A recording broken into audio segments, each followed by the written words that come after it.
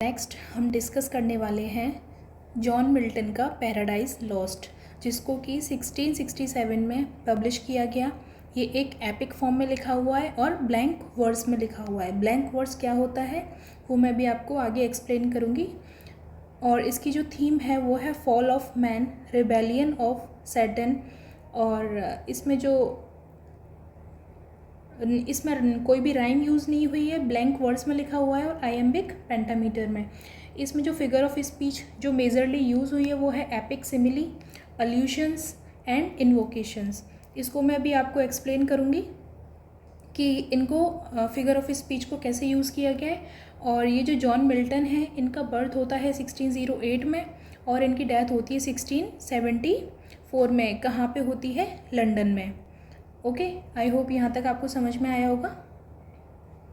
तो अब सुनना, 1 मिनट के लिए सिर्फ सुनना। ये जो इसका मैं समरी बताने वाली हूँ कि इसमें है क्या। जो मिल्टन की जो पोयम है ना, उसकी शुरुआत होती है मैन्स फर्स्ट डिसओबीडियंस से, यानी कि एडम और ईव किस सिन की बात करता है।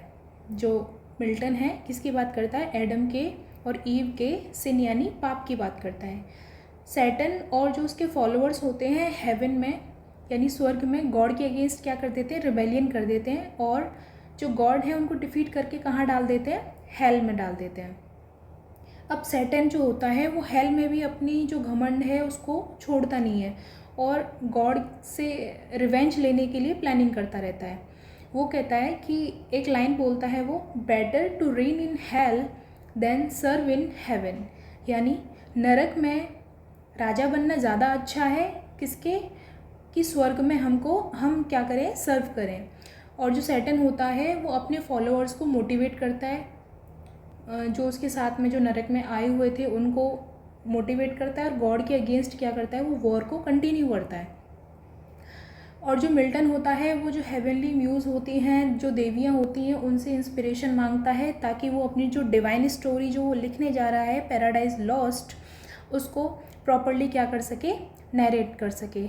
और ह्यूमन का जो फॉल है और जो एविल का जो ओरिजिन है उसको एक्सप्लेन करती है ये पैराडाइज लॉस्ट। अब इसमें हम सिंबल्स की बात करते हैं। इसमें कुछ सिंबल्स का यूज़ हुआ है। ओके, तो हम पहले सिंबल्स देख लेते हैं कि इसमें क्या क्या सिंबल्स यूज़ हुए हैं। इसमें पैराडाइज लॉस्ट में हेल को सिंबलाइज किया गया है किसके लिए? सफरिंग्स यानी दुख के लिए, सेपरेशन फ्रॉम गॉड यानी भगवान से दूरी के लिए क्या किया गया है? इसको सिंबलाइज किया गया है। जो नेक्स्ट सिंबल यूज़ हुआ है वो है लाइट। अब लाइट क्या करता है? प्रकाश यानी डिवाइन ट्रूथ एंड प्योरिटी,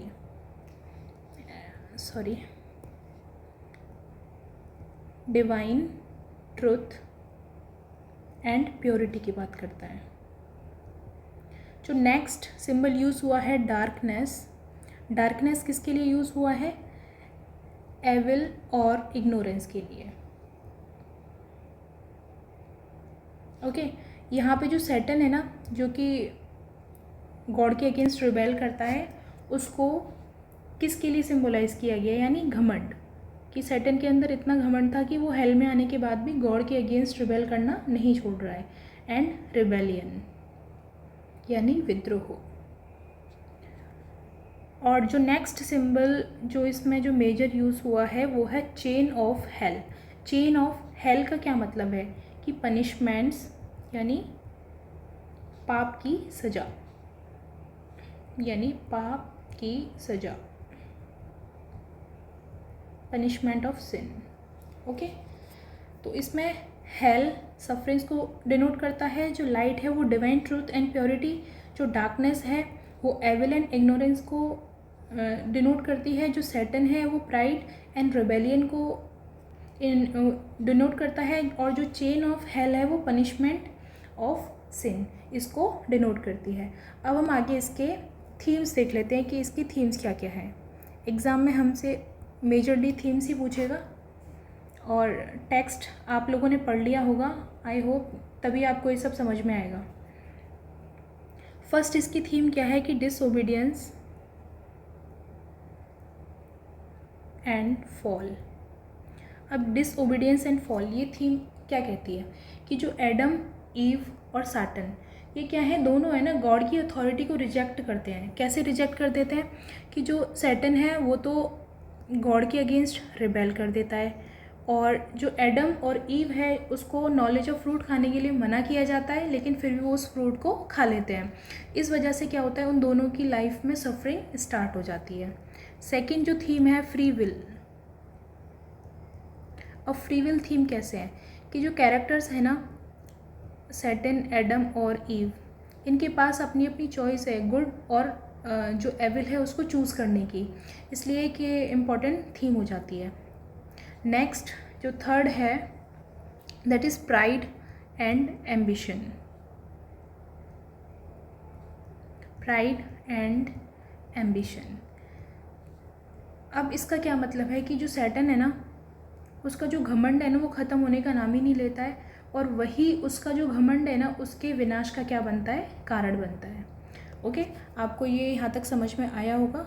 अगर स्पेस है तो मैं इसी में एक्सप्लेन करती हूँ। अब इसमें जो है ना 3 कॉन्सेप्ट आते हैं। पहले मुझे ये इरेज ही करना पड़ेगा, just a second. Okay done. इसको ब्लैंक वर्ड्स की फॉर्म में लिखा गया है, तो अभी मैं आपको ये ब्लैंक वर्ड्स एक्सप्लेन कर देती हूँ कि होता क्या है। देखो, एक होता है ब्लैंक वर्ड्स, एक होता है फ्री वर्ड्स। ये ना लिखने की 1-2 स्टाइल्स होती हैं। अब फ्री वर्ड्स में क्या होता है, इसमें राइम, ब्लैंक वर्ड्स में जो राइम होती है वो नहीं होती है, फ्री वर्ड्स में भी राइम नहीं होती है। अब ब्लैंक वर्ड्स में मीटर होता है यानी रिदम, इसमें होती है और इसमें नहीं होती है। अगर इसमें रिदम होती है तो कैसी होती है, फिक्स्ड होती है।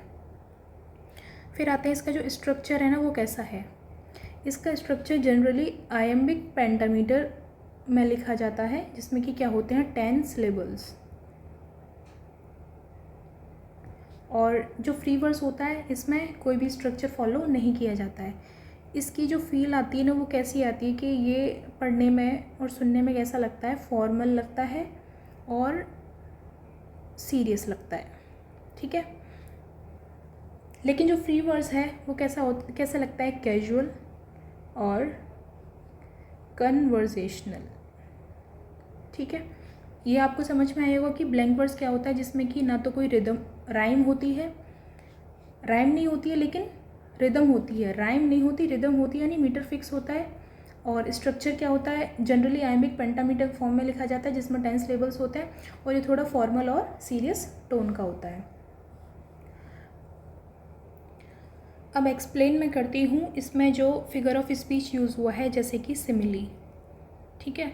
सिमिली क्या होती है, सिमिली में क्या होता है कि जब किसी चीज़ को है ना कंपेयर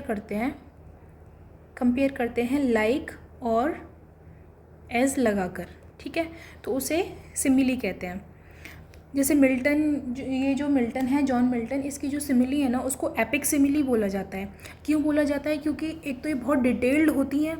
कैसे होती हैं, डिटेल्ड होती हैं सॉरी। और जो सिंपल कंपैरिजन है ना उसको ये उसका सिंपल कंपैरिजन का भी बहुत डीप मीनिंग होता है, ओके। जैसे सैटन को प्राइड से डिनोट किया गया है इस तरीके से। और ये जो एपिक सिमिली की वजह से क्या होता है कि हीरोइक इफेक्ट जनरेट होता है, ओके। और जैसे कि इसमें मैं आपको बताती हूँ, इसमें जो यूज़ हुई है ना, जैसे सैटन को कंपेयर किया गया था किससे, लेवियथन से। अब ये लेवियथन क्या है, एक मॉन्स्टर है, जिससे इसको कंपेयर किया गया, किसको, सैटन को। और जिस तरीके से कंपेयर किया है, इसका मतलब इसका साइज़ कैसा है, बड़ा है, गैंगेटिक साइज़ है, सॉरी गिगेंटिक साइज़, और इसको फियर और पावर का इफ़ेक्ट क्रिएट करता है, और एपिक एटमॉस्फेयर भी बनाता है, ठीक है। और सैटन को मून से कंपेयर किया जाता है, सैटन की जो शील्ड है वो मून से कंपेयर होती है। फॉलन एंजल्स होती हैं, उनको कंपेयर किया जाता है ऑटम की लीव से, ठीक है। फिर इसमें जो सेकंड था वो था अल्यूजन। अब अल्यूजन क्या होता है? अल्यूजन होता है कि जब पोइट है ना इनडायरेक्टली क्या करता है, इनडायरेक्टली किसी, जैसे कि बाइबल का, हिस्ट्री का, या फिर कोई मिथ, या फिर क्लासिकल लिटरेचर, इनका रेफरेंस लेता है अपनी पोइट्री को लिखने में, उसे बोलते हैं अल्यूजन। जैसे कि इसमें अल्यूजन अब जो जॉन मिल्टन है वो कौन कौन सा यूज़ करते हैं, जैसे कि बाइबलिकल अल्यूजन यूज़ किया जाता है। जैसे बाइबलिकल अल्यूजन कैसे है, बाइबल का उसमें यूज़ किया गया है, और Adam and ewe, fall of man जो कि बाइबल में दिया गया है उनको उसने यहाँ यूज़ किया है। सैटन भी बाइबल का कैरेक्टर है, उसको यहाँ यूज़ किया गया है। फिर इसने अल्यूजन यूज़ किया है ग्रीक एंड रोमन माइथोलॉजी से। ओके, ग्रीक और रोमन माइथोलॉजी से किसे यूज़ किया है, जैसे टाइटन, लेवियाथन जो मॉन्स्टर है उसका, यूलिसिस का यूज़ किया है। हिस्टोरिकल अल्यूजन यूज़ किया है,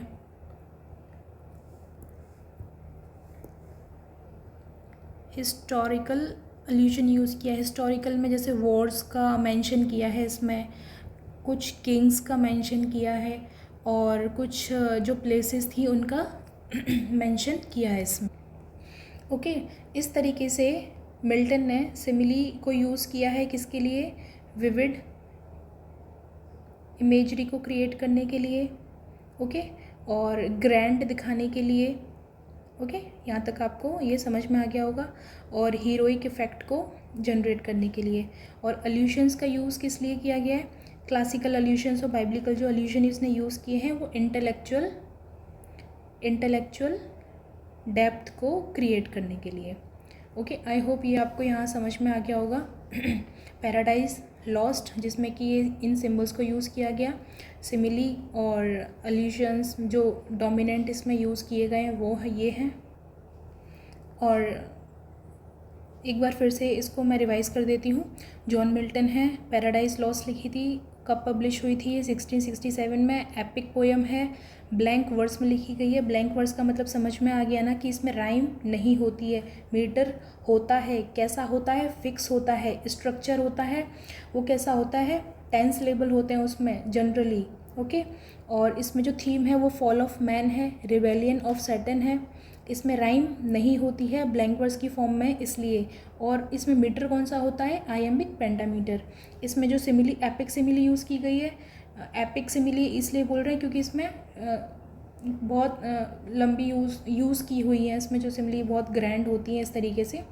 और इसमें अल्यूशंस हैं, यानी बाइबल का, क्लासिकल लिटरेचर का, वॉर्स का, ग्रीक माइथोलॉजीज़ एंड गॉडेस को इन्होंने लिया है। इन्वोकेशन यानी आह्वान करना, कि वो म्यूजिस को इन्वोक करते हैं कि आप मेरी इंस्पिरेशन बनिए जिससे कि मैं अपनी स्टोरी को अच्छे से नरेट कर सकूं। ओके, तो इसमें सिर्फ इतना ही था।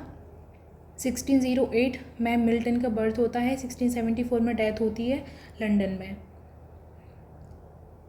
ये सिंबल्स थे, हेल का सिंबल था सफरिंग के लिए, लाइट का डिवाइन के लिए, डार्कनेस एविल के लिए, सैटन को प्राइड के लिए, और चेन ऑफ हेल किसके लिए, पनिशमेंट ऑफ सिन के लिए। सिमिली समझ में आ गया, और अल्यूजन भी आपको समझ में आ गया होगा, ब्लैंक वर्स, फ्री वर्स ये भी समझ में आ गया। तो आई होप ये आप वीडियो आपको पसंद आएगा। पसंद आए तो लाइक करना, शेयर करना और सब्सक्राइब करना। अब नेक्स्ट हम डिस्कस करते हैं जॉन डन का बाटर माय हार्ट। बाटर का मतलब होता है ब्रेक, यानी तोड़ो। और ये जो है ये होली सोनेट है, 1633 में पब्लिश हुआ। मेटाफिजिकल सोनेट है। इसकी जो थीम है वो है स्पिरिचुअल स्ट्रगल और डिवाइन लव। इसकी इसका राइम स्कीम क्या है, ABBA ABBA C D E E. Okay, A B B B A B B A C D E E. इसमें किसका यूज़ किया गया है, कंसीट्स का यूज़ किया गया है और पैराडॉक्सिस का यूज़ किया गया है। और जॉन डन का बर्थ होता है 1572 में, और डेथ कब होती है, 1631 में लंदन में। ओके, अभी आप 1 मिनट के लिए सिर्फ सुनना इसकी summary. John Donne batter my heart. इसमें जो पोइट है ना वो गॉड से प्रे करता है कि वो उसके जो पापी हृदय है ना उसका जिसमें कि बहुत सारा पाप भरा हुआ है उसको क्या करे, फोर्सफुली प्यूरीफाई करे, क्योंकि ऐसे तो उससे हो नहीं रहा है प्यूरीफाई। जो जॉन डन है वो फील करता है कि जो नॉर्मल स्पिरिचुअल गाइडेंस है ना उसको सेव नहीं कर सकती, उससे कुछ फ़र्क नहीं पड़ रहा है और ना उसे वो बचा सकती है। इसलिए वो गॉड को बोलता है कि ये ना आप साम दाम दंड भेद मेरे हृदय को जो करना है वो करो, ब्रेक करो, बर्न करो, बैटर करो, लेकिन इसको क्या करो, प्यूरीफाई करो। पॉइंट अपने सोल को एक है ना कैप्चर टाउन के रूप में कंपेयर करता है कि उसकी जो सोल है वो कैप्चर्ड हो चुकी है और जो किसके कंट्रोल में है, एनिमी के कंट्रोल में है, और वो गॉड से रिक्वेस्ट करता है कि उसको इम्प्रिजन करके स्पिरिचुअली फ्री कर दो, कि उसे आज़ाद कर दो। अब ये जो पोएम है ना इंटेंस स्पिरिचुअल स्ट्रगल को शो करती है। अब इसमें क्या क्या सिंबल्स यूज़ हुए हैं, इसकी थीम्स को हम डिस्कस करते हैं। ओके, चलिए अब इसमें सिंबल्स को देखते हैं कि जॉन डन ने क्या क्या सिंबल्स इसमें यूज़ किए हैं। ओके, तो सिंबल्स में सबसे पहले है बाटर्ड हार्ट। इसमें जो सिंफुल सोल है ना उसको किसकी ज़रूरत है, प्यूरिफिकेशन की ज़रूरत है। और प्यूरिफिकेशन की ज़रूरत किसे है, जो सिंफुल सोल है ना उसे। ओके, फिर इसने दूसरा जो सिंबल यूज़ किया है वो है captured town. Captured town, captured town को किस लिए यूज़ किया है कि जो उसकी सोल है ना उसको कंट्रोल कर रहा है। कौन कर रहा है कंट्रोल, जो सिन है वो कंट्रोल कर रहा है। इसमें एनिमी सिन की तरह लिया गया है। इसमें फायर को सिंबलाइज किया गया है किससे, प्यूरिफिकेशन एंड स्पिरिचुअल रीबर्थ से। इसमें एक जो मैरिज इमेजरी है ना उसको भी यूज़ किया गया है, जिसका मतलब है यूनियन विद गॉड। अभी स्टार्टिंग में मैंने आपको बताया था कि इसमें कंसीट्स का यूज़ हुआ है और किसका यूज़ हुआ है, पैराडॉक्स। उसको मैं अभी आपको एक्सप्लेन कर। तो कंसीट्स क्या होते हैं, अनयूजुअल कंपैरिजंस। ओके, और पैराडॉक्स होता है विरोधाभास। जस्ट अ सेकेंड, यानी opposite statements, opposite thoughts and okay. अब इसमें जो कंसीट यूज़ हुआ है ना वो अनयूजुअल कंपैरिजन कैसे हुआ है कि जो जॉन डन, अब इसमें अनयूजुअल जो कंपैरिजन है ना वो कैसे किया है कि जो गॉड है ना उसको क्या बना दिया है, ब्लैक स्मिथ। और ब्लैक स्मिथ बनाने के बाद में वो बोलता है कि फोर्स के रूप में, मतलब इसको यूज़ किया गया है कि जो क्या करेंगे, जो हर्ट है ना उसको तोड़ करके दोबारा बनाएंगे, उसके पापों को हटा करके एकदम प्यूरीफाई करके। और इसमें जो पैराडॉक्स है ना, पैराडॉक्स यूज़ किया है, इसमें एक लाइन आती है जिसमें है कि एक्सेप्ट यू एंथ्रल, ये इम्पॉर्टेंट है, इसको पूछा भी जा सकता है। Except you enthral me never shall be free. इस लाइन का क्या मतलब है, इस लाइन का मतलब है कि मतलब जो जॉन डन है उसको फ्रीडम कब मिलेगी, जब गॉड उसको क्या बना लेंगे, बंदी बना लेंगे। गॉड बंदी बनाएंगे, उसका प्यूरिफिकेशन करेंगे, तभी उसे क्या मिलेगी, आज़ादी मिलेगी। अभी उसके पापा ने उसको क्या वो कर रखा है, कैप्चर्ड कर रखा है। ओके, ये आपको यहाँ तक समझ में।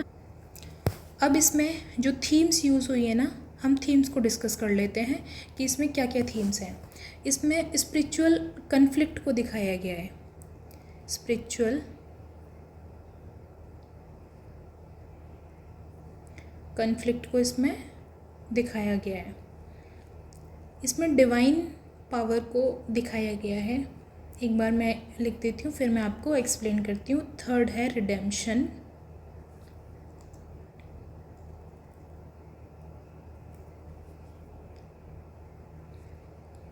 थर्ड है रिडेम्पशन। अब ये स्पिरिचुअल कन्फ्लिक्ट कैसे है, जो पोइट के अंदर है ना, जो सिन है यानी पाप और जो फेथ, उसके बीच का जो स्ट्रगल चल रहा है ना, उसको यहाँ पे शो किया गया है। तो एक इसकी ये थीम हो गई। दूसरा डिवाइन पावर को दिखाया गया है कि जो गॉड है ना, उनके इंटरवेंशन से ही सोल को क्या मिलेगा, प्यूरिफिकेशन मिलेगा और सोल को वही सेव कर सकते हैं। तो ये डिवाइन पावर का ये सेकंड थीम हो गया। थर्ड है रिडेम्पशन, यानी जो पॉइंट ये जो सिंफुल स्टेट है ना, उससे वो स्पिरिचुअली रिबॉर्न होना चाहता है। ओके, रिडेम्पशन यानी आज़ादी चाहता है किससे, अपनी जो सिंफुल जो पापी वाली स्टेट है उससे क्या चाहता है कि स्पिरिचुअल उसका रीबर्थ होना चाहिए। ओके, तो इसमें ये मेजर थीम्स को यूज़ किया गया है। आई होप ये आपको समझ में आ गया होगा, इससे ज़्यादा इसमें कुछ भी नहीं है। तो अब बढ़ते हैं हम नेक्स्ट पोएम पे। अब हमारी नेक्स्ट पोएम है टू हिज कॉय मिस्ट्रेस। ये एंड्रयू मॉरवेल की लिखी हुई है और पब्लिश कब हुई है, ये 1681 में। इसकी जो मेजर थीम है ना, वो क्या है, कार्पे डिम पोएम, यानी कार्पे डिम का मतलब होता है सीज द डे। ओके, और इसकी जो थीम है वो है enjoy the present, love and time. और किसकी फॉर्म में लिखा गया है, ये कपलेट्स की फॉर्म में लिखा गया है, जिसकी राइम स्कीम है AABB and so on, further ऐसे ही चलता है। फिर इसमें जो फिगर ऑफ स्पीच जो यूज़ हुआ है वो है हाइपरबोली और मेटाफर। ये कैसे यूज़ हुआ है इसको भी मैं आपको आगे एक्सप्लेन करूँगी। तो एंड्रयू मार्वेल का जो जन्म होता है वो 1621 में होता है और 1678 में इनकी डेथ हो जाती है, ये इंग्लैंड में। अभी ये इंग्लिश पोइट चल रहा है, हमारे सिलेबस में English, American and Indian poets के बारे में पढ़ने का है। ठीक है, तो अब आप 1 मिनट के लिए सिर्फ सुनना इसकी समरी। एंड्रयू मार्वेल जो है टू हिज कॉय मिस्ट्रेस में क्या बताते हैं कि जो पोइट है ना, वो अपनी जो बिलव्ड है वो है ना काफ़ी शाय नेचर की है, यानी बहुत शर्मीली टाइप है। उसको कन्विंस करने की कोशिश करता है और बोलता है कि उनके पास जो टाइम है ना वो इन्फाइनाइट टाइम नहीं है, यानी टाइम बहुत लिमिटेड है। अगर टाइम अनलिमिटेड होता तो जो पॉइंट है ना वो पेशेंटली यानी बहुत आराम से उसकी ब्यूटी को क्या करता, एडमायर करता, यानी उसकी प्रशंसा करता। लेकिन जो लाइफ है ना बहुत शॉर्ट है और डेथ सबको कंज्यूम कर लेती है, यानी एक तो टाइम कम है, ऊपर से लाइफ भी छोटी है और जो डेथ है वो आनी ही आनी है, वो सबको क्या कर लेगी, खा जाएगी। अब जो पॉइंट है ना एक फ्रेज़ यूज़ करता है टाइम विंग्ड चैरियट, जिसका इमेज यूज़ करता है, यानी इमेजरी यूज़ करता है, और जिसका मतलब है कि जो टाइम है ना बहुत फास्ट, मतलब बहुत फास्ट मूव कर रहा है। ओके, फिर यहाँ पे पॉइंट बोलता है कि जो तुम्हारी ब्यूटी है ना, मतलब ग्रेव में जो ब्यूटी है और जो लव है ना वो मीनिंगलेस हो जाएंगे। इसलिए जो प्रेजेंट का जो मोमेंट है ना उसे हमें एंजॉय करना चाहिए। वो सीधे बोलता है कि हमारे पास टाइम कम है, तुम ज़्यादा टाइम मत खर्च करो और हमको क्या करना चाहिए, लव मेकिंग करनी चाहिए। और जो पोएम है ना वो लॉजिकल आर्ग्यूमेंट की फॉर्म में लिखी हुई है, जहाँ पॉइंट है ना, मतलब पॉइंट को ऐसा है कि वो जो लव है ना उसको बहुत अर्जेंट बना देता है कि हाँ बहुत टाइम बहुत जल्दी से जा रहा है और हमारे पास इतना टाइम नहीं है, जितना जल्दी हो सके उतना जल्दी से हमें ये सब कर लेना चाहिए। ये इसकी समरी है, जिसमें वो पॉइंट बस अपनी जो उसकी जो बिलव्ड है उसको कन्विंस करता है। ठीक है, उसको बोलता है कि अगर टाइम ज़्यादा होता तो मैं बहुत अच्छे से तुमको एडमायर करता, लेकिन टाइम कम है तो हमें क्या करना चाहिए, अब टाइम को वेस्ट नहीं करना चाहिए। और इसकी जो थीम है ना, जो कार्पे डिम, उसका यही मतलब होता है कि सीज द डे, यानी प्रेजेंट को एंजॉय करो। और एक्चुअल में हमको प्रेजेंट में ही जीना चाहिए। हम पता नहीं क्यों पास्ट एंड फ्यूचर इनको लेकर के इतना परेशान रहते हैं। Just enjoy the present. आज में खुश रहो, हैप्पी रहो, खूब अच्छे से तैयारी करो, पढ़ाई करो। लाइफ में बहुत सारी अपॉर्चुनिटीज़ हैं और खुद को एक अच्छी पर्सनैलिटी के रूप में निखार के लेके आओ। और ये टाइम सच में शॉर्ट है, इसमें आप बहुत कुछ कर सकते हो, बहुत कुछ अचीव करना होता है लाइफ में। स्पेशली गर्ल्स को अगर मौका मिल रहा है तो ये मौका कभी मत छोड़ो पढ़ने का। इससे अपनी जो पर्सनैलिटी है ना उसको आप बहुत बेहतर कर सकते हो, इवन बॉयज़ भी। ओके, तो अभी हम इसमें सिंबल्स देख लेते हैं कि इसमें सिंबल्स कौन कौन से यूज़ किए गए हैं। सबसे पहला है time, winged, chariot. Time wing जो चैरियट है उसको सिंबलाइज़ किया गया है कि जो टाइम है ना वो बहुत फास्ट मूव कर रहा है। ओके, फिर जो सेकंड है वो है desert of vast eternity. Deserts of vast eternity, इसका मतलब इसको सिंबलाइज़ किया गया है कि डेथ और एम्प्टीनेस से, कि डेथ आ जाएगी और सब कुछ अधूरा रह जाएगा उससे। फिर यहाँ जो ग्रेव है ना उसको क्या सिंबलाइज़ किया गया है कि जो फिज़िकल जो ब्यूटी है ना वो क्या हो जाएगी, ख़त्म हो जाएगी, यानी एंड ऑफ फिज़िकल ब्यूटी। फिर यहाँ वेजिटेबल लव यूज़ किया गया है, वो है यानी जो जैसे वेजिटेबल स्लो ग्रो करती है ना वैसे ही उसका जो लव है वो कैसा है, स्लो ग्रोइंग लव।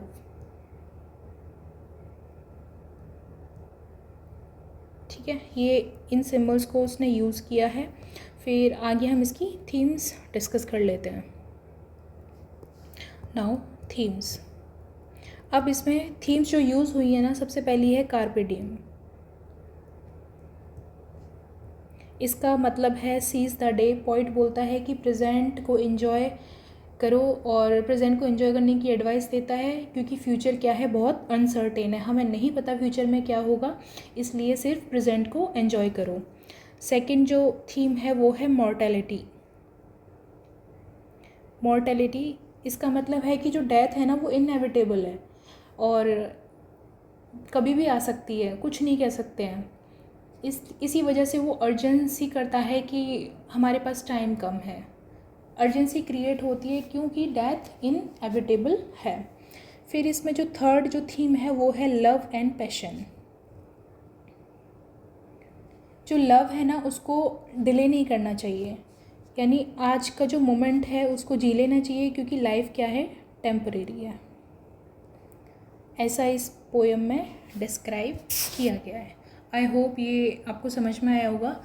अभी हम चलते हैं अपनी नेक्स्ट, थॉमस ग्रे की elegy written in country churchyard. Elegy से पहले जॉन ड्राइडन का अलेक्जेंडर फीस्ट हम डिस्कस करते हैं, जो कि 1697 में पब्लिश हुआ था। और ये क्या है, एक ओड है। ओड क्या होता है, जिसमें हम किसी की प्रशंसा करते हैं तो उसको हम ओड बोलते हैं। इसका जो थीम है ना वो है पावर ऑफ म्यूज़िक, यानी म्यूज़िक की पावर को यहाँ दिखाया गया है। ये जो ओड है वो कैसा है, इरेगुलर है। इसमें अल्यूशंस का यूज़ हुआ है और इमेजरी का। अल्यूशंस का मतलब, अल्यूशंस का मैंने बताया था आपको कि हिस्टोरिकल या पास्ट का कोई रेफरेंस लेते हैं उसको बोलते हैं।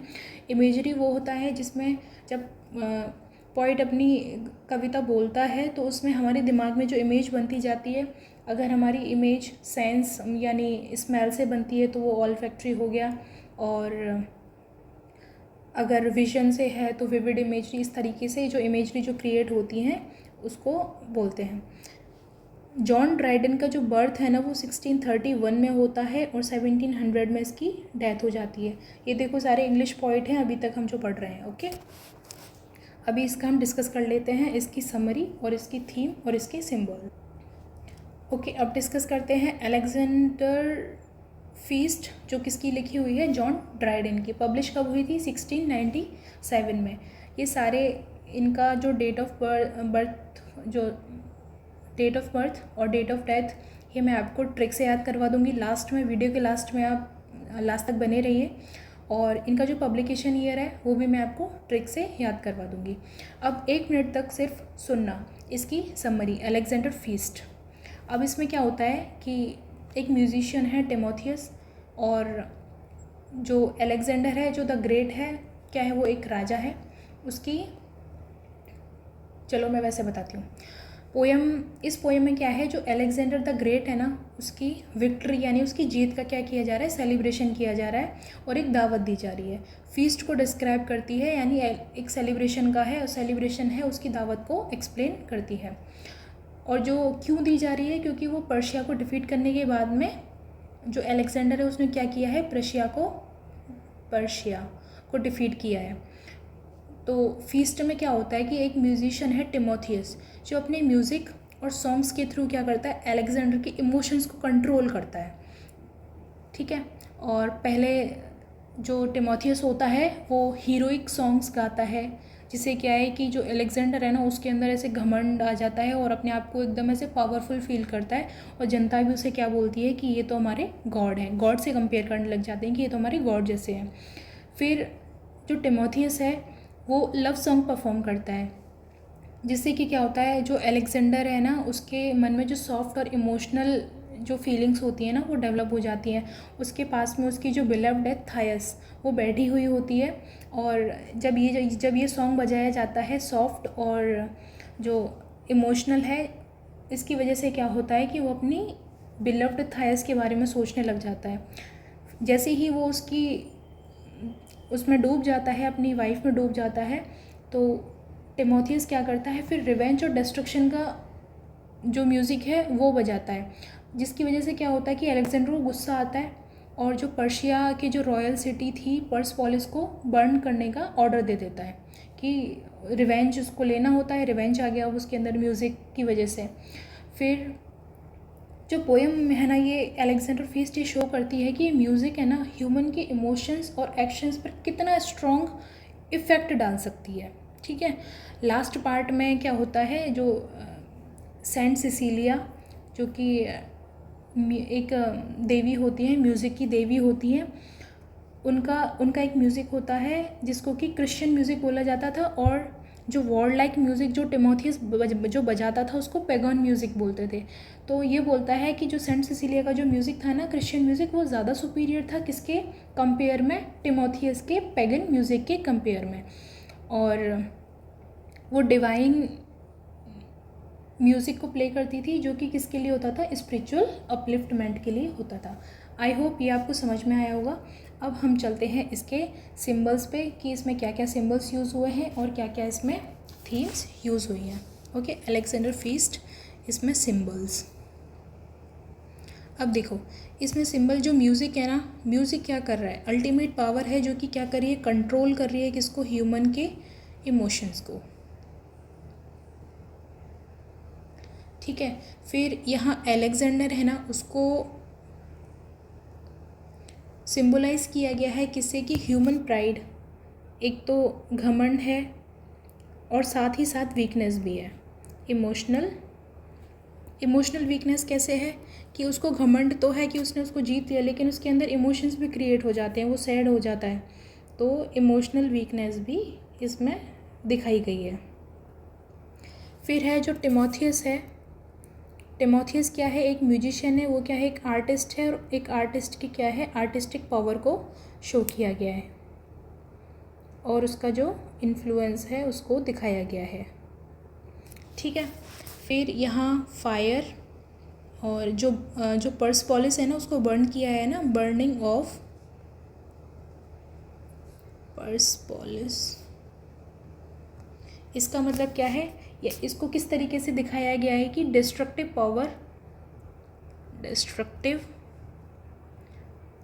Power of anger and revenge, कि जब गुस्सा आता है और जब बदला लेने की भावना आ जाती है ना, तो क्या होता है कि डिस्ट्रक्शन यानी विनाश ही होता है। विनाशकाली विपरीत बुद्धि वाली बात है।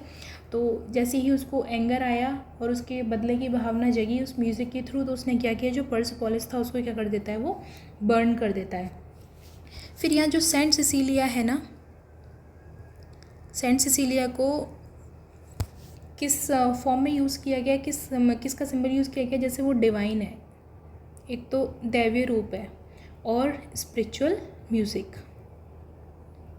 टिमोथियस तो वो वॉर म्यूज़िक बजा रहा है। ठीक है। फीस्ट को यहाँ यूज़ किया गया है सेलिब्रेशन।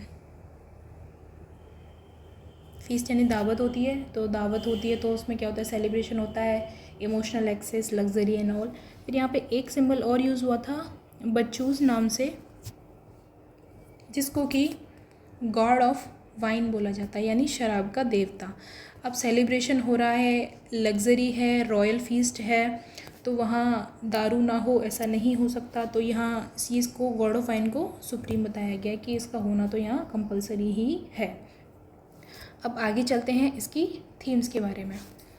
अब इसमें थीम्स क्या क्या यूज़ हुई हैं। थीम्स देखो, आपको पहले ही समझ आ गई होगी कि पावर ऑफ म्यूज़िक, कि म्यूज़िक कितना पावरफुल है। मतलब पोएम की जो सेंट्रल थीम है ना, आप इसको यही बोल सकते हैं कि म्यूज़िक है ना डायरेक्टली ह्यूमन इमोशंस को कितना इन्फ्लुएंस कर सकती है। टिमोथियस अपने सॉन्ग से क्या करता है, अलेक्जेंडर को भी प्राउड, कभी सैड, कभी वॉयलेंट और क्या बना देता है, रिवेंजफुल बना देता है। सेकंड है इमोशनल मैनिपुलेशन। इमोशनल मैनिपुलेशन, अब इसमें क्या हुआ है, इसको जो अलेक्जेंडर है ना एक पावरफुल किंग होने के बाद भी, मतलब अलेक्जेंडर है ना वो बहुत पावरफुल है, इसके होने के बाद भी मैनिपुलेट हो जाता है। इस मतलब इससे क्या शो होता है कि इसे दिखाया, मतलब ये दिखाया गया है कि जो ह्यूमन इमोशंस के कंट्रोल में आ जाते हैं, यानी ह्यूमन इमोशंस को कंट्रोल किया जा सकता है, यानी मैनिपुलेट किया जा सकता है।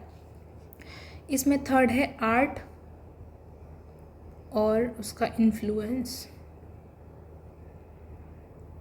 यार मेरी राइटिंग थोड़ी अभी ऐसी आ रही है क्योंकि मेरे हाथ में थोड़ी दिक्कत है और ये मैं फ़र्स्ट टाइम यूज़ कर रही हूँ, तो धीरे धीरे मुझे इसकी हैबिट होगी यूज़ करने की। So please cooperate, it's a request. Art और इन्फ्लुएंस, यानी इसमें जो जस्ट अ देखो, यहाँ जो टिमोथियस है वो क्या है, म्यूजिशियन, और जो अलेक्जेंडर है वो क्या है, एक पॉलिटिकल फिगर है। कि जो टिमोथियस का जो म्यूज़िक है ना वो एक पॉलिटिकल फिगर को भी क्या कर सकता है, इन्फ्लुएंस कर सकता है। इसमें ये जो ड्राइडन ने इसको शो किया है। इसकी जो फोर्थ थीम है वो है pride and revenge. Pride and revenge. अब प्राइड एंड रिवेंज इसमें थीम कैसे है कि जो अलेक्जेंडर है ना उसको प्राइड भी फील करवा दिया और रिवेंज की फीलिंग जिसकी वजह से डिस्ट्रक्शन हुआ वो भी इंड्यूस कर दी, किसने, म्यूज़िक ने। नेक्स्ट जो थीम है वो है डिवाइन वर्सेस ह्यूमन आर्ट। अब ये कैसे है कि जो लास्ट में जो सेंट सिसीलिया है, जो म्यूज़िक की जो देवी है, उसको सुपीरियर बताया गया है क्योंकि उनका जो पर्पस था ना वो स्पिरिचुअल था, स्पिरिचुअल अपलिफ्टमेंट करना था। लेकिन जो टिमोथियस का जो म्यूज़िक है ना वो वॉर लाइक म्यूज़िक था, यानी इमोशंस को एक्साइट करता है। और जो सेंट सिसीलिया थी उनका जो म्यूज़िक था वो स्पिरिचुअल अपलिफ्टमेंट करता था। ओके, यहाँ तक आपको ये समझ में आ गया होगा। अभी इसको मैं थोड़ा सा और एक्सप्लेन कर देती हूँ। ये जो अलेक्जेंडर फीस्ट है ना ये ओड की फॉर्म में लिखा गया है। ओड का मतलब है सेलिब्रेशन, यानी सेलिब्रेटरी है और सेलिब्रेटरी स्टाइल है इसका, ठीक है। इसमें इमेजरी यूज़ हुई है। इमेजरी कैसे कैसे यूज़ हुई है, जैसे म्यूज़िक है, फायर है, फीस्ट, ओके। इसमें अल्यूशंस का यूज़ हुआ है। अल्यूशन का यूज़ कैसे हुआ है कि अलेक्जेंडर द ग्रेट है, ठीक है, सेंट सिसीलिया, फिर फिलिप उसके फादर का भी यहाँ पे मेंशन किया जाता है। और जो पर्शिया का जो किंग होता है ना उसका, I am not getting the name of him, उसका भी यहाँ पे रेफरेंस लिया गया है। और इस वजह से क्या है, ये एक इसमें अल्यूशंस का मतलब है कि कहीं ना कहीं से रेफरेंस लिया गया है। फिर इसमें कॉन्ट्रास्ट है।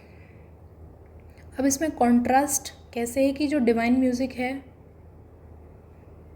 और जो वर्ल्डली म्यूज़िक है,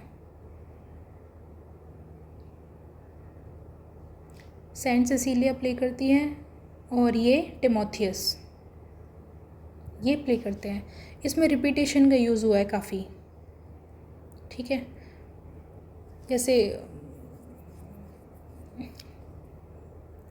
रिपीटेशन इसमें यूज़ हुआ है जो कि क्या है, इमोशनल इंटेंसिटी को इंक्रीज़ करता है। आई होप यहाँ तक ये समझ में आ गया होगा। और इसमें ना एक तो लाइंस हैं जो काफ़ी इम्पोर्टेंट है, अगर स्पेस है तो मैं यहाँ लिखती हूँ लाइंस को, ठीक है। वो है music for a while shall all your cares big whale.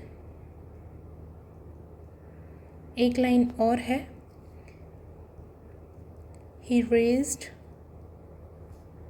A mortal to the skies, she drew an angel down. Music for a while shall all cares your beguile। इसका मतलब क्या है कि जो म्यूज़िक है ना, टेम्परेरी पीरियड के लिए आपके जो पेन है, वरीज़ हैं, यानी दुख हैं, जो भी उनको क्या करवा सकती है, भुला सकती है। ठीक है। और इस लाइन का मतलब है he raised a model to the skies, she drew an angel down. इसका मतलब है कि जो टिमोथियस है ना, उसने अलेक्जेंडर को क्या फील करा दिया कि वो गॉड जैसा है, गॉड के समान उसको फील करा दिया। लेकिन जो सेंट सिसिलिया थी ना, उन्होंने क्या किया, अपने डिवाइन म्यूज़िक से, जो उनका जो डिवाइन म्यूज़िक था ना, उसकी वजह से उन्होंने जो हेवन को अर्थ पे लेके आ गए थे। अलेक्जेंडर ने तो क्या किया, इनको गॉड बना दिया। लेकिन जो सेंट सिसिलिया थी ना, अपने म्यूज़िक से अलेक्जेंडर को गॉड बता रहा है, लेकिन जो सेंट सिसिलिया थी वो स्वर्ग को ही धरती पे ले आई थी। ओके, ये आपको यहाँ तक समझ में आ गया होगा। It's power of music, nothing else. अभी हम अपने नेक्स्ट पोएम पे चलते हैं। नेक्स्ट है थॉमस ग्रे की elegy written in country churchyard. ये 1751 में पब्लिश हुई थी। ये क्या है, एक एलेजी है, और इसकी जो थीम है वो क्या है, डेथ एंड इक्वलिटी। इसकी जो राइम स्कीम है वो ए बी है। इसमें जो फिगर ऑफ स्पीच यूज़ हुआ है, इमेजरी यूज़ हुआ है और पर्सोनिफिकेशन यूज़ हुआ है। और इसमें जो बर्थ है 1716 और डेथ है 1771 लंदन में। ओके, अब इसको आगे हम एक्सप्लेन करते हैं। ठीक है, अब मेन पार्ट, 1 मिनट के लिए सिर्फ सुनना। थॉमस ग्रे की elegy written in country churchyard कब पब्लिश होती है, 1751 में। इसमें क्या होता है कि जो पोइट है ना थॉमस ग्रे, वो एक इवनिंग के टाइम में एक क्वाइट यानी एकदम शांत जो चर्चयार्ड है ना वहाँ खड़ा है, और जो बरीड जो विलेजर्स हैं, यानी जिनकी जो विलेजर्स मर चुके हैं और उनकी ग्रेवयार्ड में उनको दफन किया हुआ है, वहाँ खड़ा हुआ है। और उनको देख करके वो सोचता है कि ये कितने सिंपल और ऑर्डिनरी लोग अपनी जो लाइफ है ना वो इतनी सिंपल लाइफ जीते हैं, और किसी ने इनको नोटिस ही नहीं किया, ये अननोटिस्ड ही मर गए। ठीक है, पॉइंट इमेजिन करता है कि शायद इनमें कुछ हिडन टैलेंट हो सकता था, या फिर ये बहुत अच्छे पोइट बन सकते थे, म्यूजिशियन बन सकते थे और अच्छे राइटर्स हो सकते थे। लेकिन क्या हुआ, पॉवर्टी की वजह से, गरीबी की वजह से इनको क्या है, अपॉर्चुनिटी नहीं मिली। और जो डेथ को इन्होंने बताया कि चाहे रिच हो चाहे पुअर हो, वो सबको इक्वल बना देती है, डेथ के लिए कोई फ़र्क नहीं है। और जो पोएम है ना वो ह्यूमन लाइफ की जो टेम्परेरी नेचर है ना, और जो फॉरगॉटन एग्जिस्टेंस है, उसको इमोशनल वे में प्रेजेंट करती है ये एलेजी। ठीक है, इसको मैं थोड़ा और अच्छे से एक्सप्लेन करती हूँ। देखो, अभी थोड़ी देर के लिए और सुनना, आप सुनोगे आपके दिमाग में ये चीज़ें एक बार में क्लियर कट बैठ जाएगी। तो इसका है ना, मैं आपको स्टेंजा वाइज इसको एक्सप्लेन कर देती हूँ। जो पोएम होती है ना वो एक इवनिंग यानी शाम के सीन से स्टार्ट होती है, जहाँ पे क्या होता है, जो चर्चयार्ड है ना उसके आसपास एकदम साइलेंस है और अंधेरा हो गया है, और जो विलेजर्स हैं, गांव के लोग हैं, वो अपने काम को ख़त्म कर करके अपने घर जा रहे हैं। और जो पॉइंट है ना वहाँ पे अकेला है, और वो उस एटमॉस्फेयर को डिस्क्राइब करता है कि शाम हो चुकी है और जो विलेजर्स हैं अपना काम करके क्या अपने घर को वापस जा रहे हैं। फिर आगे ना इसमें जो पॉइंट है वो एक्सप्लेन करता है कि ये चर्चयार्ड क्या है, वहाँ पे जो लोगों की बॉडीज़ को जहाँ पे बरीड किया हो वो जगह है। वहाँ पे कौन जो बरीड किया हो, वो सिंपल जो विलेजर्स हैं ना उनको ब्रीड किया हुआ है, और उनके बारे में वो सोचता है कि यार ये लोग कितनी मतलब ऑर्डिनरी लाइफ जीते हैं और अब पीसफुली यानी एकदम शांति से क्या कर रहे हैं, रेस्ट कर रहे हैं। अब उनको दुनिया की कोई भी टेंशन है ना वो डिस्टर्ब नहीं कर सकती है। फिर आगे पॉइंट बोलता है कि चाहे मतलब जो पॉइंट है ना वो रिच और पावरफुल लोगों को है ना ये याद दिलाता है कि डेथ है ना सबको इक्वल बना देती है। तुम अपने आप को ज़्यादा सुप्रीम समझने की कोशिश मत करो। जब डेथ आएगी ना तो तुम भी इसी कब्र में दफन हो जाओगे। और जो वेल्थ और स्टेटस है ना वो डेथ उसको वेल्थ और स्टेटस डेथ को रोक नहीं सकती। चाहे तुम कितने भी अमीर हो, चाहे तुम्हारा कितना भी ऊंचा स्टेटस हो, डेथ आएगी तो आएगी और तुमको एक कॉमन मैन के इक्वल यानी उस विलेजर्स के इक्वल ही कर देगी जब तुम उस कफन में दफन हो जाओगे। फिर आगे जो पॉइंट है ना बोलता है कि जो पुअर विलेजर्स हैं ना इनमें भी कुछ ना कुछ टैलेंट हो सकता था और शायद ये कोई ग्रेट पॉइंट बन सकते थे, कोई लीडर बन सकते थे। लेकिन जो इनकी गरीबी थी ना, इनकी जो पॉवर्टी थी, उन्होंने इनकी जो अपॉर्चुनिटी थी उसको क्या कर लिया, छीन लिया, जिसकी वजह से क्या रह गए, ये अननोन रह गए। फिर आगे का जो पॉइंट है वो बोलता है कि ये जो विलेजेस की जो सिंपल लाइफ है, और सिंपल लाइफ कैसी है, ऑनेस्ट है एकदम, इसको वो अप्रिशिएट करता है कि यार कितनी अच्छी है और सिंपल है, ऑनेस्ट है, यहाँ के लोग कितने ईमानदार हैं और वो क्राइम और करप्शन से मतलब कितना दूर रहते हैं। क्योंकि जो शहरों की जो लाइफ है ना उसको कैसी दिखती है, क्राइम, जहाँ क्राइम है, करप्शन है और काफ़ी एम्बिशियस लोग हैं वहाँ के। लेकिन यहाँ गांव के लोग कैसे हैं, एकदम सिंपल हैं और एकदम ऑनेस्ट हैं। आगे पॉइंट डिस्क्राइब करता है, पॉइंट बताता है कि मतलब हर इंसान चाहता है कि डेथ के बाद है ना उसको याद किया जाए। तो यहाँ पे ना कभी सेल्फिश होकर सोचता है कि मतलब मेरे को कैसे याद किया जाएगा। तो याद किया जाए इसके लिए जो है ना, जो चर्च यार्ड होते हैं ना, अगर आपने देखा हो तो उसमें उसके ऊपर मतलब कार्विंग की हुई होती है। जैसे ग्रेव के जो मॉन्यूमेंट्स होते हैं उस पर एपिटैफ्स लिखे होते हैं कि ये बर्थ, डेथ, उनका नाम लिखा होता है इस तरीके से।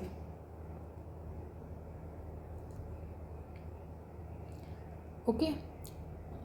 फिर आगे इसमें जो पॉइंट है ना वो डिस्क्राइब करता है, पॉइंट इमेजिन करता है कि फ्यूचर में मतलब कोई अगर उसके बारे में पूछेगा कि भाई ये कौन था, तो हो सकता है कि कोई एक इस गांव का जो विलेजर होगा ना वो उसके बारे में डिफ़ाइन करेगा कि मतलब उसकी जो लोनली हैबिट्स थी, वो अकेला बैठा रहता था, पेड़ के नीचे बैठा रहता था, नेचर को निहारता रहता था, कि उसकी इस जो नेचर लविंग जो पर्सनैलिटी है ना उसको डिस्क्राइब करेंगे। फिर जो फाइनल जो एपिटैफ होता है ना उसमें मतलब पॉइंट अपना एपिटैफ लिखता है कि वो खुद को मतलब ऐसे बहुत हम्बल दिखाता है, बहुत सेंसिटिव पर्सन दिखाता है कि मैंने देखो इन लोगों के लिए कितना सोचा और जैसे गॉड की मर्सी पर होप है, और एंड काफ़ी पीसफुल और इमोशनल होती है, इस तरीके से होता है। ठीक है, तो इसमें ये था।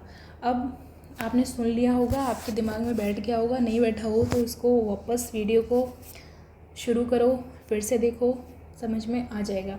अब इसमें देखो सिंबल्स क्या क्या यूज़ हुए हैं। सिंबल्स है ना, यहाँ हम स्टार्ट करते हैं चर्च यार्ड। जो चर्च यार्ड को यूज़ किया गया है डेथ और इक्वलिटी के लिए। अब डेथ एंड इक्वलिटी आपको समझ में आ गया ना कि जो चर्च यार्ड है वहाँ पे गरीब अमीर दोनों लोग एक ही उसमें दफन हैं। इवनिंग और जो डार्कनेस है उसको किसके लिए सिंबलाइज़ किया गया है कि लाइफ है ना एंड हो रही है, यानी एंड ऑफ लाइफ। ग्रेव्स को किस लिए सिंबलाइज़ किया गया है, ग्रेव में क्या होता है, आदमी शांत पड़ा रहता है, यानी मॉर्टेलिटी को दिखा रहा है कि डेथ आई, तुमको ले गई और अब तुम क्या हो, एकदम साइलेंट। फिर जो विलेज लाइफ है, अब विलेज लाइफ कैसी होती है, सिंपल होती है, ऑनेस्ट होती है और इनोसेंट होती है काफ़ी। ठीक है। फिर जो बेल की जो साउंड है ना वो किसको सिंबलाइज़ करती है, पासिंग ऑफ टाइम, की टाइम जा रहा है। यहाँ तक आपको समझ में आया होगा। फिर अभी इसकी हम जो मेजर थीम्स हैं ना उनको एक्सप्लेन कर लेते हैं। सबसे पहले इसकी थीम्स, सबसे पहली थीम है इसकी death and equality. Death and equality, okay, कि रिच और पुअर दोनों को इक्वल बना दिया किसने, डेथ ने। सिंपल, रूरल लाइफ को एक्सप्लेन किया है यहाँ, ठीक है। ह्यूमन मॉर्टेलिटी को एक्सप्लेन किया है,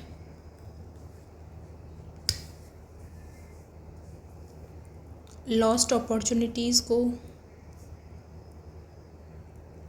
कि इन लोगों को अपॉर्चुनिटीज़ मिल सकती थी लेकिन किस वजह से ये पीछे रह गए, इनमें टैलेंट था लेकिन इनकी गरीबी ने इनका जो हुनर था उसको छीन लिया।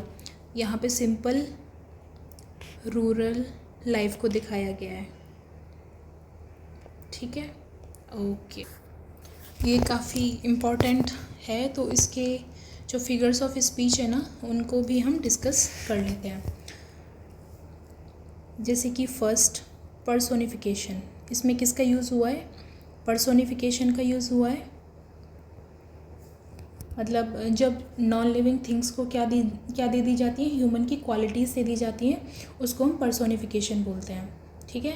नॉन लिविंग थिंग्स को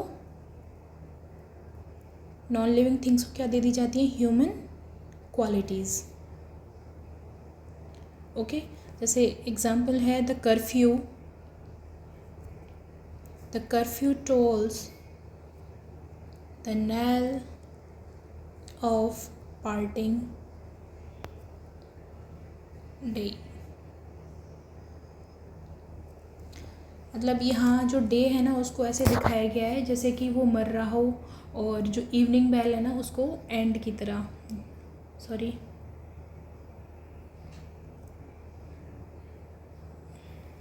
सेकंड, इसमें यूज़ किया गया है मेटाफर क्या होता है? इनडायरेक्ट कंपैरिजन होता है, सिमिली डायरेक्ट कंपैरिजन होता है, और जो मेटाफर होता है वो इनडायरेक्ट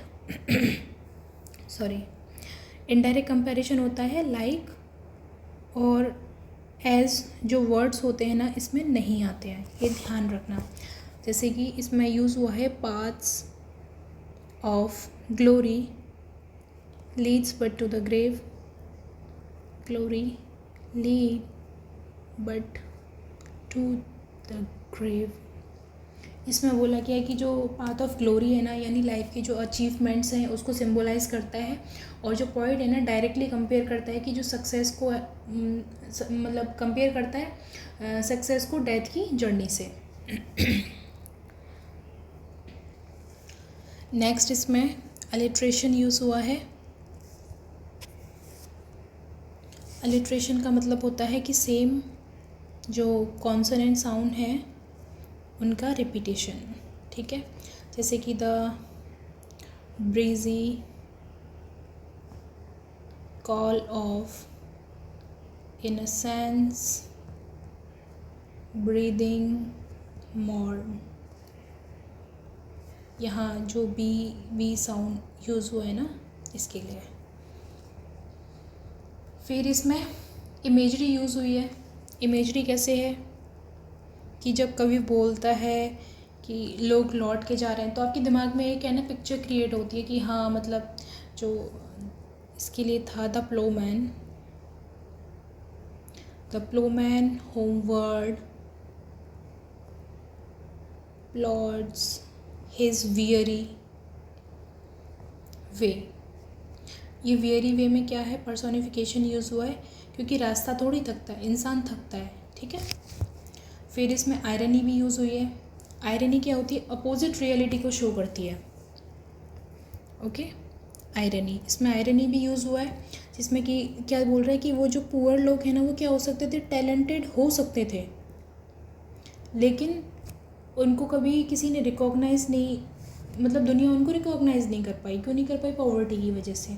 उनके पास एबिलिटी थी बट फेम नहीं मिला, ठीक है। टैलेंट था पर फेम नहीं मिला। फिर इसमें सिंबोलिज्म यूज़ हुआ है, जो कि मैंने आपको स्टार्टिंग में बता दिया, ओके। और इसमें यूफिज़म यूज़ हुआ है। यूफिज़म,